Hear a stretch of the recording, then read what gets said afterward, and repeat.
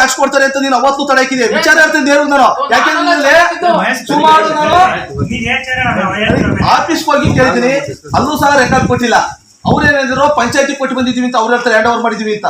ನೀವು ಕೀಸ್ಕೋಬೇಕಾದ್ರೆ ಏನಿದೆ ಅದು ರೆಗ್ಯುಲೇಷನ್ ಅಂತ ನೀವು ಈಸ್ಕೊಂಡಲೆ ಮಾಡಿರ್ತಕ್ಕಂಥ ಅವ್ಯವಹಾರಕ್ಕೆ ಇವತ್ತು ನಾವು ಪಶ್ಚಾತ್ತಾಪ ಪಡ್ತಾ ಇದೀವಿ. ತಾಲೂಕಿನ ಕಸಬಾ ಹೋಬಳಿ ಕೋಡಗಿಹಳ್ಳಿ ಗ್ರಾಮ ಪಂಚಾಯತ್ ವ್ಯಾಪ್ತಿಯ ಸೂಳೆಕೆರೆ ಮತ್ತು ಸೂಳೆಕೆರೆ ಪಾಳ್ಯದ ವಾರ್ಡ್ ಸಭೆಯನ್ನು ಸೂಳೆಕೆರೆ ಗ್ರಾಮದ ಗಣಪತಿ ದೇವಾಲಯದ ಆವರಣದಲ್ಲಿ ಮಾಜಿ ಗ್ರಾಮ ಪಂಚಾಯತ್ ಉಪಾಧ್ಯಕ್ಷ ಮುನಿಸಾಮಿರವರ ಅಧ್ಯಕ್ಷತೆಯಲ್ಲಿ ಏರ್ಪಡಿಸಲಾಗಿತ್ತು. ಈ ಸಭೆಗೆ ಸೂಳೆಕೆರೆ ಗ್ರಾಮದ ಸದಸ್ಯೆ ಗೈರು ಹಾಜರಾಗಿದ್ದರು. ಇವರ ಬದಲಾಗಿ ಈಕೆಯ ಪತಿ ಯೋಗೇಶ್ ಕುಮಾರ್ ಅವರು ವೇದಿಕೆಯ ಆಸನವನ್ನು ಅಲಂಕರಿಸಿದ್ದರು. ಈ ಸಭೆಗೆ ಕೇವಲ 4 ರಿಂದ 5 ಮಂದಿ ಸಾರ್ವಜನಿಕರು ಭಾಗವಹಿಸಿದ್ದರು. ಈ ವಾರ್ಡ್ ಸಭೆಯನ್ನು ನಡೆಸುತ್ತಿರುವುದರ ಬಗ್ಗೆ 2 ವಾರ್ಡ್ಗಳ ಸಾರ್ವಜನಿಕರು ಯಾವುದೇ ಮಾಹಿತಿಯನ್ನು ನೀಡದೆ ಏಕಾಏಕಿ ಸಭೆ ನಡೆಸುತ್ತಿರುವುದು ಸಾರ್ವಜನಿಕರ ಆಕ್ರೋಶಕ್ಕೆ ಕಾರಣವಾಗಿತ್ತು. ಮತ್ತು ಈ ಸ್ಥಳದಲ್ಲಿ ಸಭೆಗೆ ಹಾಜರಿದ್ದ ಸಾರ್ವಜನಿಕರು ಈ ಬಗ್ಗೆ ಪಿಡಿಒ ಹಾಗೂ ಕಾರ್ಯದರ್ಶಿ ಅವರಲ್ಲಿ ವಿಚಾರಿಸಿದಾಗ ಸಭೆ ನಡೆಸುವ ಮುನ್ನ ಸಂಜೆ ಮೈಕ್ ಮೂಲಕ ಪ್ರಚಾರ ಮಾಡಿದ್ದೇವೆ ಎಂದು ಉತ್ತರ ನೀಡಿದರು. ಸಭೆಗೆ ಹಾಜರಿದ್ದ ಸಾರ್ವಜನಿಕರು ತಮ್ಮ ಕುಂದುಕೊರತೆಗಳನ್ನು ಹೇಳಿಕೊಳ್ಳುವಾಗ ಸದಸ್ಯೆಯ ಪತಿಯೇ ಎಲ್ಲ ಅವಹಾಲುಗಳಿಗೆ ತಾನೇ ಸರ್ವಾಧಿಕಾರಿ ಎನ್ನುತ್ತಾ ಎಲ್ಲದಕ್ಕೂ ಬಾಯಿ ಹಾಕಿ ಉತ್ತರ ಕೊಡುತ್ತಿದ್ದುದು ಪಂಚಾಯಿತಿ ಅಧಿಕಾರಿಗಳಿದ್ದರೂ ಅಧ್ಯಕ್ಷೆಯ ಪತಿಯೇ ಉತ್ತರ ನೀಡುತ್ತಿರುವುದು ಸಾರ್ವಜನಿಕರ ಕೆಂಗಣ್ಣಿಗೆ ಗುರಿಯಾಗಿತ್ತು.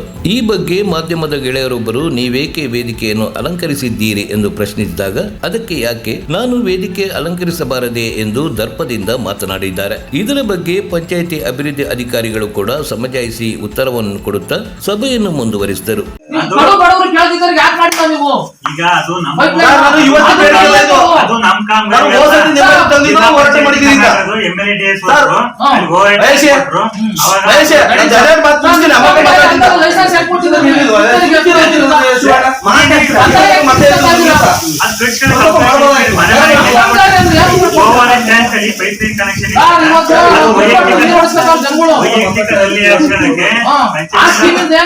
ಅವಕಾಶ ಕಾಲ ಈಗ ಇದಾಗಿರ್ತಕ್ಕಂಥ ಓವರ್ ಟ್ಯಾಂಕ್ ಹಣ ಬಿಡುಗಡೆ ಆಯ್ತಲ್ಲ, ಕೆಲವು ಪ್ರಭಾವ ವ್ಯಕ್ತಿಗಳಿಗೆ ಮಾತ್ರ ಪೈಪ್ಲೈನ್ ಹಾಕಿದ್ರು. ಬಡವರ ಮನೆಗಳಿಗೆ ಯಾಕೆ ನೀರು ಕೊಟ್ಟಿಲ್ಲ?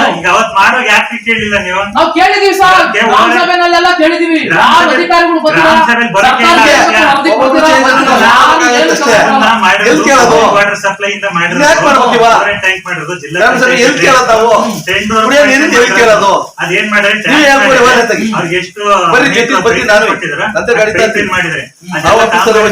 ಪಂಚಾಯತಿ ಹ್ಯಾಂಡ್ ಓವರ್ ಮಾಡಿದ್ರು. ಸಭಾ ನಡವಳಿ ಪುಸ್ತಕದಲ್ಲಿ ಸಹಿ ಮಾಡಲು ಗ್ರಾಮ ಪಂಚಾಯಿತಿ ಕಾರ್ಯದರ್ಶಿ ನಡವಳಿಗಳನ್ನು ಬರೆಯದೆ ಖಾಲಿ ಹಾಳೆಗೆ ಸಾರ್ವಜನಿಕರ ಸಹಿ ಪಡೆಯಲು ಮುಂದಾದರು. ಈ ವೇಳೆ ಆರ್ಟಿಐ ಕಾರ್ಯಕರ್ತ ರುದ್ರೇಶ್ ಹಾಗೂ ಮುಖಂಡರಾದ ಚಂದ್ರಣ್ಣನವರು ಪ್ರಶ್ನಿಸಿ ಸಹಿ ಮಾಡದೆ ವಾಪಸ್ ಕಳುಹಿಸಿದರು. ಈ ಸಭೆಯು ವಿಫಲವಾಗಿದೆ. ಮತ್ತೊಮ್ಮೆ ನೋಟಿಸ್ ನೀಡಿ ಹೆಚ್ಚಿನ ಸಂಖ್ಯೆಯಲ್ಲಿ ಸಾರ್ವಜನಿಕರು ಸೇರಿ ಸಭೆ ನಡೆಸುವಂತೆ ಸಾರ್ವಜನಿಕರು ಒತ್ತಾಯಿಸಿದರು. ಸಭೆ ಮುಗಿದ ಬಳಿಕ ಗ್ರಾಮ ಪಂಚಾಯತ್ ಕಾರ್ಯದರ್ಶಿ ಶಿವಯ್ಯನವರು ಹೊರಗೆ ಬಂದು ರಸ್ತೆಯಲ್ಲಿ ಓಡಾಡುತ್ತಿರುವ ಸಾರ್ವಜನಿಕರನ್ನು ಕರೆದು ಸಹಿ ಪಡೆದಿರುವ ಪ್ರಸಂಗವೂ ನಡೆದಿತ್ತು. ಒಟ್ಟಾರೆ ಪಂಚಾಯಿತಿಯ ಅಭಿವೃದ್ಧಿ ಅಧಿಕಾರಿಗಳು ಕಾಟಾಚಾರಕ್ಕೆ ಸರ್ಕಾರಕ್ಕೆ ಮಾಹಿತಿಯನ್ನು ನೀಡುವ ಸಲುವಾಗಿ ಈ ವಾರ್ಡ್ ಸಭೆ ಕರೆದಿದ್ದು ಎಷ್ಟು ಸಮಂಜಸ ಎನ್ನುವುದು ಪ್ರಶ್ನೆಯಾಗಿದೆ. ಪತ್ನಿಯ ಬದಲಿಗೆ ಪತಿಯೇ ವೇದಿಕೆಯಲ್ಲಿ ಕುಳಿತು ಶಿಷ್ಟಾಚಾರ ಉಲ್ಲಂಘನೆ ಮಾಡಿದ ಬಗ್ಗೆ ಸಾರ್ವಜನಿಕರಲ್ಲಿ ಗುಸುಗುಸು ಮಾತಾಯಿತು ಮತ್ತು ಈ ಬಗ್ಗೆ ಪಂಚಾಯಿತಿ ಅಧಿಕಾರಿಗಳನ್ನು ದೂಷಿಸಿದರು. ಇನ್ನಾದರೂ ಈ ಬಗ್ಗೆ ಮೇಲಾಧಿಕಾರಿಗಳು ಗಮನವನ್ನು ಹರಿಸಿ ಶಿಷ್ಟಾಚಾರ ಉಲ್ಲಂಘನೆ ಮಾಡಿದ ಮತ್ತು ಶಿಷ್ಟಾಚಾರ ಉಲ್ಲಂಘನೆ ಮಾಡುವಲ್ಲಿ ಭಾಗಿಯಾದ ಪಂಚಾಯಿತಿ ಅಭಿವೃದ್ಧಿ ಅಧಿಕಾರಿಗಳು ಹಾಗೂ ಕಾರ್ಯದರ್ಶಿಗಳ ವಿರುದ್ಧ ಕ್ರಮ ಕೈಗೊಳ್ಳಬೇಕೆಂದು ಸಾರ್ವಜನಿಕರು ಒತ್ತಾಯಿಸಿದ್ದಾರೆ. ವರದಿ ಸುರೇಶ್ ಬಾಬು, ತುರುವೇಕೆರೆ.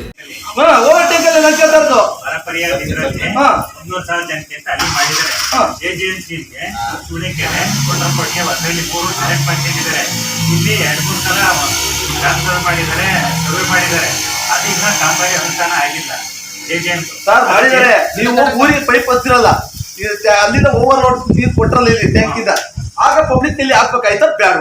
ನೀವು ಮಾಡ್ತಾ ಇರ್ತದ ಹೆಂಗ್ ಮಾಡಿದ್ರಿ? ನಾವು ಈಗಿರೋ ಮೆಂಬರ್ಗಳಿಗಿಂತ ಮೊದ್ಲಿನ ಮೆಂಬರ್ ಮಾಡಿರೋದಿದು. ದುಡ್ಡು ವಸೂಲಿಗೋಸ್ಕರ ಮಾಡ್ತೇನೆ.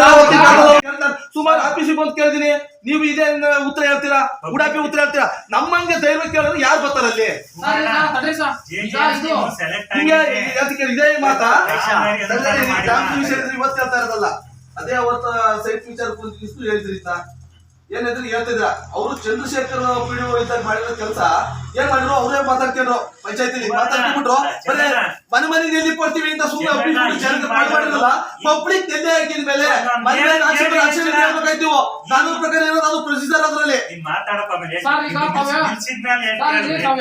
ಹೇಳಿ ಹೇಳ್ತೀನಿ ತಾವ್ ಹೇಳ್ತಿದ್ದೀರಾ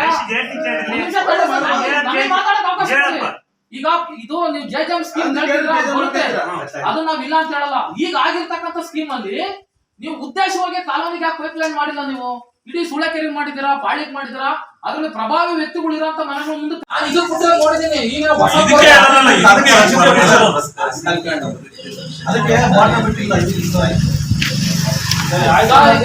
ಪರಿಶಿಷ್ಟ ಜಾತಿ ಬೋರ್ ಅಂತ ಹೇಳಿ ಕೊಡ್ತಿರೋದು ಸರಿನಾ? ಎಲ್ಲಿ ಆ ಮೂಲೆ ಕೊಡ್ತಿರೋದು. ಮತ್ತೆ MLA ಕೋಟ ಅಂದ್ರಲ್ಲ ನಮ್ಗೆ ಯಾರು ಅದು MLA ಕೋಟದ ಬೋರ್ ಪರಿಶಿಷ್ಟ ಜಾತಿ ಇದು ಅಂತ ಮೆನ್ಷನ್ ಐತೆ ಅದ್ರಲ್ಲಿ. ಇದ್ರಲ್ಲೇ ಮೆನ್ಷನ್ ಐತೆ ಪರಿಶಿಷ್ಟ ಜಾತಿ ಇಟ್ಕೊಂಡು ಅವ್ರಿಗೆ ಬೋರ್ ಅಂತ.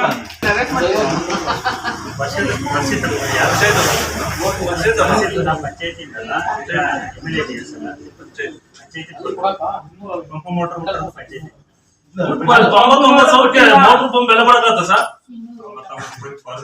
ವರ್ಷಕ್ಕೆ ಮ್ಯಾಲ ಬಂದೈತೆ 99 ಎಲ್ಲ ಬಿಟ್ಟು ಏನ್ ಮಾಡಕತ್ತ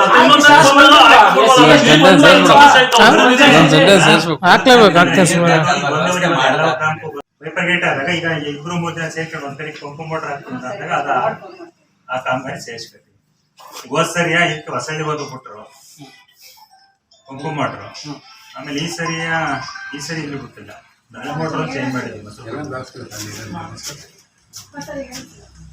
ಅದಕ್ಕೂ ಒಂದು ಬಿಡಕ್ ವ್ಯವಸ್ಥೆ ಮಾಡ್ಕೊಳ್ಳಿ. ನೀರಿನ ಸಮಸ್ಯೆ ಜಾಸ್ತಿ ಐತೆ. ನೀವ್ ಯಾವ ಒಂದಲ್ಲ ಹಾಕೊಂಡ್ಬಿಡ್ತೀರೋ ಯಾವ್ದು ಬರುತ್ತೆ ಸ್ಕೂಲ್ಗಳಿಗೂ ಬಳಸ್ಕೋಬಹುದಾ ಮತ್ತೆ ಈಗ ಟೀಚರ್ಸ್ ನೋಟಿಸ್ ಕೊಟ್ಟಿಲ್ಲ ನೀವು? ಅವ್ರು ಬಂದು ಹೇಳ್ಬಾರ್ದ ನಮ್ಮ ಸ್ಕೂಲ್ಗೆ ಈ ಮೊನ್ನೆ ಅರ್ಜಿ ಕೊಟ್ಟಾರಿ ಗ್ರಾಮ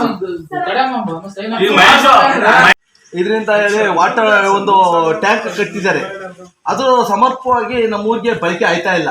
ಯಾಕೆ ಅಂತ ಕೇಳಿ, ಅದರಲ್ಲಿ ಏನ್ ಪ್ರಾವಿಷನ್ ಐತೆ ಅದನ್ನೆಲ್ಲ ಮುಚ್ಚಿಕ್ಕಿ ಮರೆಮಾಚಿ ಕೇಳಿ ಸರ್. ನನ್ನ ದೊಡ್ಡ ಹೇಳದಂತ ಹೇಳಿ ನೀವು ಹೇಳಂತ ಕೇಳಿ.